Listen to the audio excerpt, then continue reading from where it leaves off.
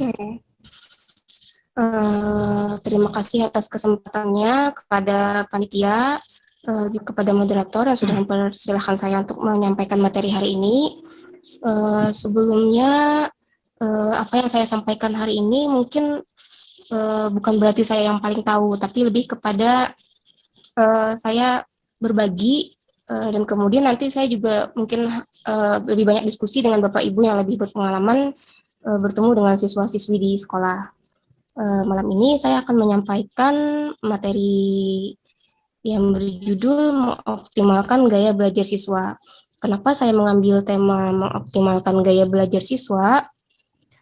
Karena pembahasan kita mengenai pembelajaran berdiferensiasi.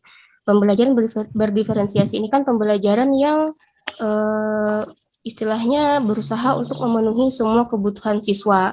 Salah satunya adalah di profil belajarnya. Nah, di profil belajar ini termasuk diantaranya latar belakang dan gaya belajarnya.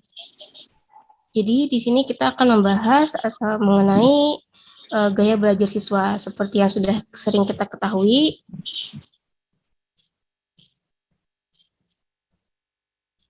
gaya belajar ini adalah proses gerak laku, penghayatan, serta kecenderungan seorang pelajar untuk mempelajari atau memperoleh ilmu dengan cara tersendiri.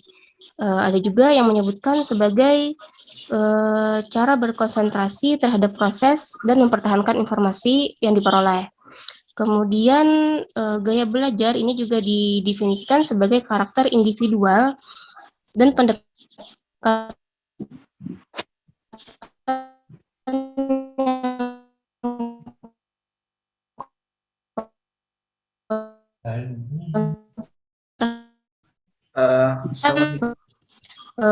juga agar menangkap stimulus atau informasi.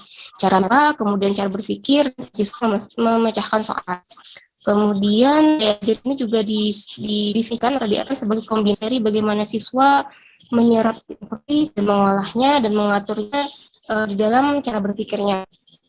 Atau didefinisikan juga sebagai preferensi individu, model individu dan kecenderungan belajarnya, kecenderungan kondisi belajar dari siswa tersebut.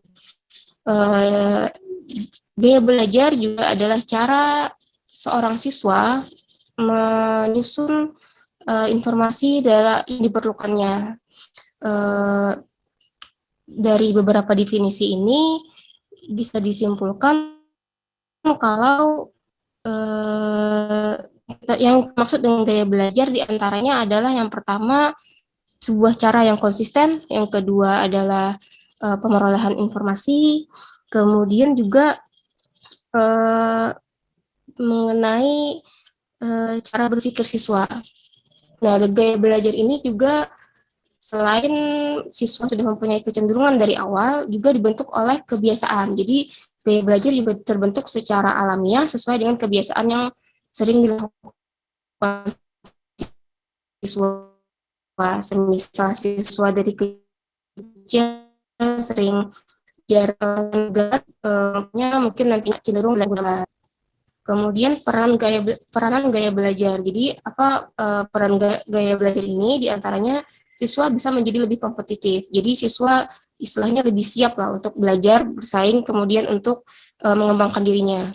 Kemudian siswa mampu untuk berkolaborasi. Jadi siswa nantinya lebih siap untuk menjalin atau belajar bersama dengan teman-temannya. Assalamualaikum, Bu. Juga jadinya mampu mengerti, kemudian siswa dapat berpartisipasi dalam pelajaran dan siswa bisa kemudian fungsi dari gaya belajar. Gaya belajar di sini dengan adanya gaya belajar atau dengan mengetahui jenis kecenderungan gaya belajar siswa, guru dapat menentukan metode dan prosedur mengajar yang tepat. Sehingga serta guru dapat menentukan cara belajar yang sesuai dengan gaya masing-masing. Dan kemudian mencari cara termudah bagaimana siswa belajar. Jadi dengan mengetahui gaya belajar ini, guru bisa memilih strategi dan metode atau istilahnya stimulus yang paling tepat untuk siswanya. Kemudian faktor lingkungan yang terus-menerus berinteraksi dengan siswa mengakibatkan tadinya pembiasaan melekat pada diri siswa menciptakan pola baru gaya bentuk belajar. Itu ya disebutkan di awal tadi, gaya belajar selain terbentuk karena memang potensi, juga terbentuk karena pembiasaan. Jadi misalnya siswa kecil dari dia sebelum sekolah senang mendengarkan cerita, misalkan, atau ke jenis-jenis gaya belajar. Jadi secara garis besar, gaya belajar yang seperti yang sudah kita ketahui ada 3, yaitu visual, auditori, dan kinestetik. Meskipun sebenarnya kalau dikembangkan atau sekarang banyak sekali pengembangan dari gaya-gaya belajar ini. Tapi yang saya bahas di sini yang secara umum ada 3 jenis.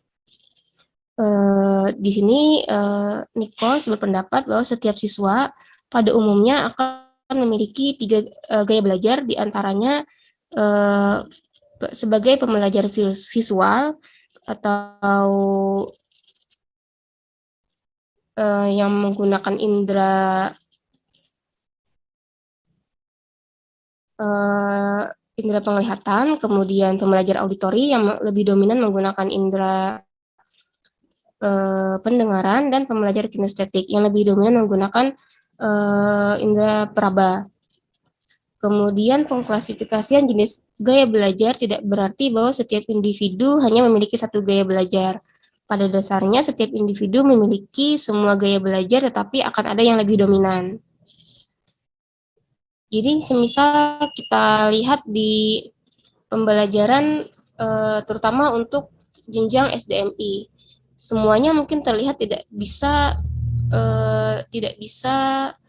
belajar dengan konsentrasi yang lama secara duduk diam gitu. Tapi sebenarnya di antara mereka mungkin ada nantinya yang lebih dominan ke visual, ada nantinya yang lebih dominan ke auditori. Tapi ketika masih di usia kelas rendah, misalkan rata-rata kebanyakan memang banyak yang aktif bergerak, meskipun akan ada muncul beberapa orang yang memang lebih dominan daripada yang lain dalam hal pembelajarannya, dia lebih banyak menggunakan gerak. Kemudian di sini kita membahas gaya belajar visual, yaitu seseorang yang memiliki kepekaan kuat terhadap warna di samping memiliki pemahaman yang cukup terhadap masalah artistik.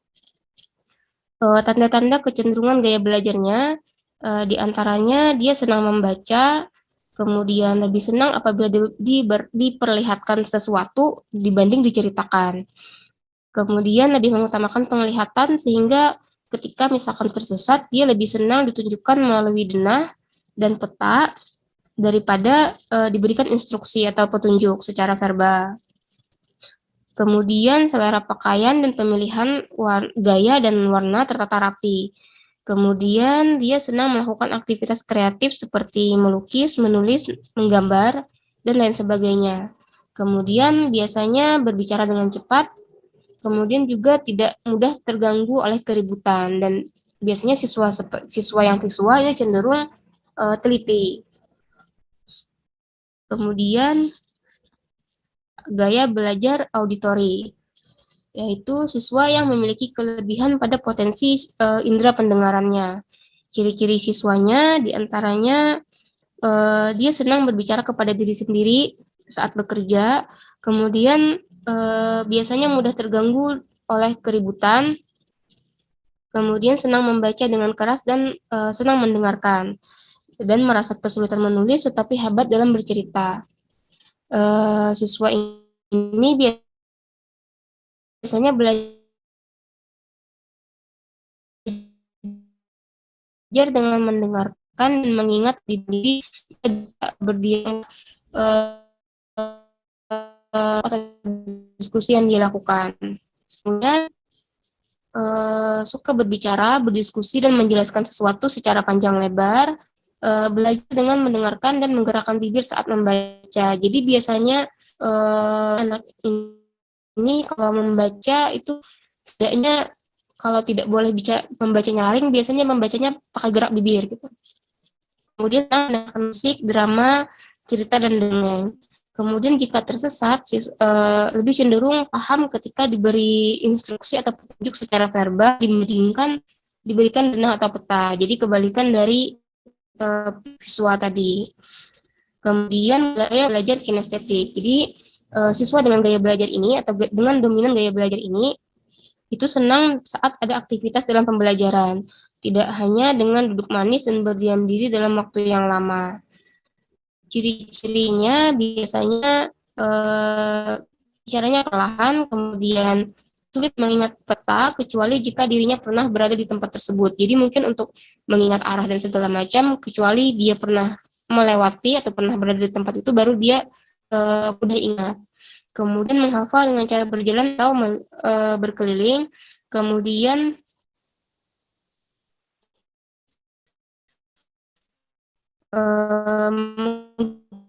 menggunakan agak yang memperlihat karakteristiknya adalah dia tidak bisa duduk diam dalam waktu yang lama.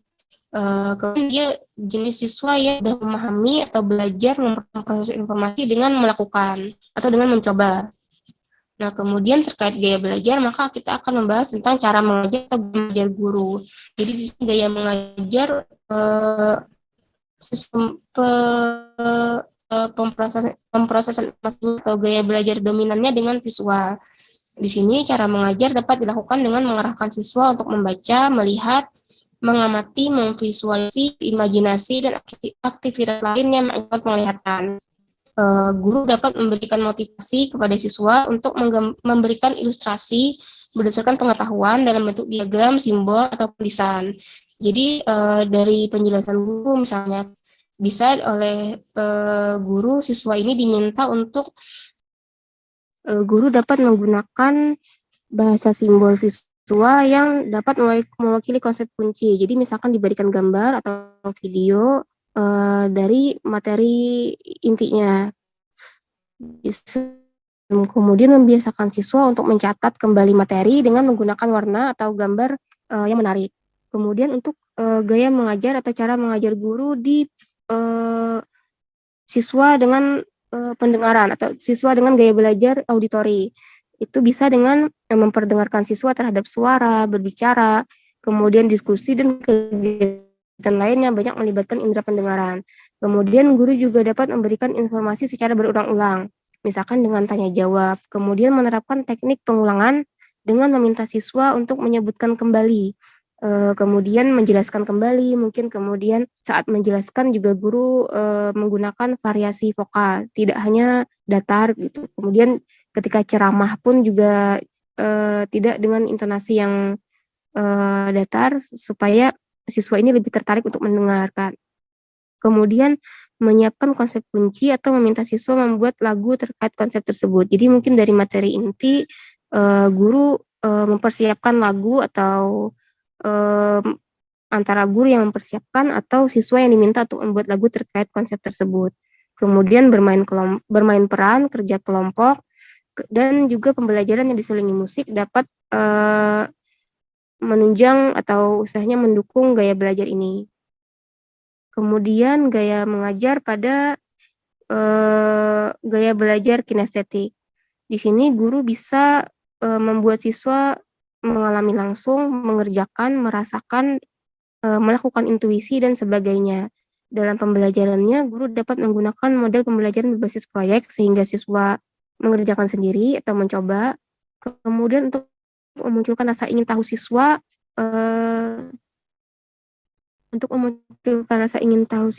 dan menekankan pada konsep kunci materi kunci, guru dapat menggunakan media dan alat bantu yang menarik.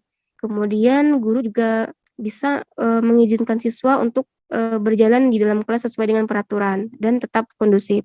Jadi ada beberapa sumber yang menyebutkan di antaranya itu guru dan siswa bisa membuat kesepakatan. Misalkan siswa boleh memakan permen ketika belajar, tapi dengan tetap tidak mengganggu orang lain misalkan. Jadi termasuk juga di sini untuk misalnya ketika kita memberikan siswa tugas untuk mengkondisikan siswa misalkan untuk berkelompok misalnya. Nah, dari sana misalkan kita bisa menyuruh siswa atau memperbolehkan siswa untuk bolehlah jalan-jalan melihat kelompok lain, tapi jangan sampai mengganggu siswa yang lain supaya tidak istilahnya siswa yang senang kondisi diam pun tidak terlalu merasa terganggu. Kemudian guru dapat juga mengarahkan siswa untuk memperagakan konsep dengan mempelajarinya terlebih dahulu. Jadi ketika ada materi yang misalkan perlu gerakan, kita bisa meminta siswa ini untuk mencontohkan. Kemudian beberapa hal yang dapat dilakukan guru untuk mengetahui, menentukan, dan menerapkan gaya belajar yang sesuai. Di antaranya itu adalah bermain dan memberikan tantangan yang menyenangkan, kemudian menerapkan beragam strategi pembelajaran, kemudian mengeksplorasi siswa dengan beragam kegiatan, menggunakan media pembelajaran yang variatif, kemudian melakukan tanya jawab, survei, wawancara secara intens dengan siswa. Jadi ketika kita ingin mengetahui gaya belajar siswa kita, terutama di awal-awal pertemuan, pertama mungkin kita melakukan permainan. Kita lihat siapa yang senang, misalkan siapa yang antusias. Kemudian kita juga bisa menerapkan berbagai macam strategi. Jadi kita lihat dari strategi yang kita lakukan, mana yang misalnya ketika kita meminta siswa banyak berdiskusi, kita lihat siapa yang lebih senang. Ketika siswa misalkan kita minta untuk banyak beraktivitas, kita amati mana siswa yang lebih dominan di sana, siapa yang lebih muncul. Jadi kita bisa memperkirakan siswa kita ini lebih dominan ke arah mana. Gitu. Kemudian selain itu ada yang namanya model gaya belajar visual auditory kinestetik atau VAK. Yaitu di sini adalah model pembelajaran yang berusaha mengoptimalkan 3 jenis gaya belajar dalam satu proses, sehingga pembelajaran lebih efektif, efisien, dan menyenangkan. Kemudian di slide satu slide sebelum terakhir, panitia, di situ beberapa tahapan atau langkah pembelajaran yang bisa dilakukan guru untuk melaksanakan model pembelajaran VAK tadi. Yang pertama, untuk di bagian visualnya, guru menggunakan materi visual, bisa gambar, video, dan segala macam tadi. Kemudian guru menggunakan aneka warna agar lebih menarik. Jadi dalam memberikan materinya bisa jadi dengan beragam warna. Tapi kalau sekarang kalau kita lihat buku-buku pelajaran siswa itu sudah banyak warnanya. Jadi ini menarik untuk siswa dengan gaya belajar yang visual. Kemudian siswa melihat gambar yang ditampilkan dan guru menugaskan siswa untuk mengilustrasikan idenya ke dalam gambar atau tulisan.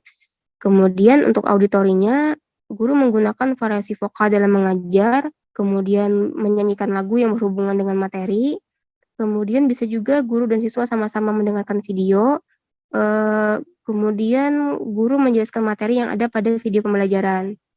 Untuk kinestetik, di sini guru menggunakan alat bantu mengajar, kemudian memperagakan materi, bisa juga berkelompok menampilkan gerakan si siswanya, dan memberikan kebebasan kepada siswa untuk belajar sambil bergerak. Jadi maksudnya di model pembelajaran ini, guru berusaha untuk mengoptimalkan ketiganya atau menggabungkan ketiganya. Jadi misalnya dalam satu pembelajaran, guru mencarikan strategi, metode, cara pembelajaran yang memfasilitasi ketiganya. Jadi misalkan selain menggunakan gambar, guru juga menjelaskan dengan menggunakan intonasi yang beragam dan juga memberikan siswa kegiatan yang memfasilitasi siswa ini untuk tidak hanya diam. Jadi misalkan memberikan permainan kah, memberikan kegiatan untuk mencoba sesuatu kah. Jadi siswa itu istilahnya kegiatannya beragam.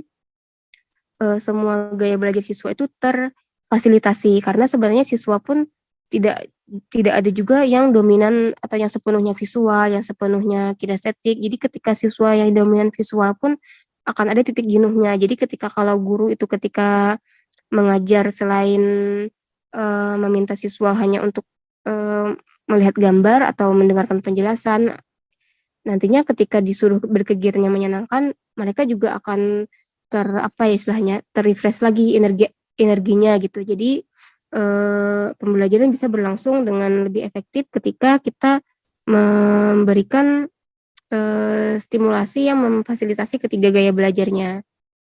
Mungkin ini saja dari saya. Mohon maaf kalau banyak kurangnya. Nantinya mungkin kita lebih banyak sharing atau diskusi. Terima kasih, semoga bermanfaat. Saya kembalikan ke moderator.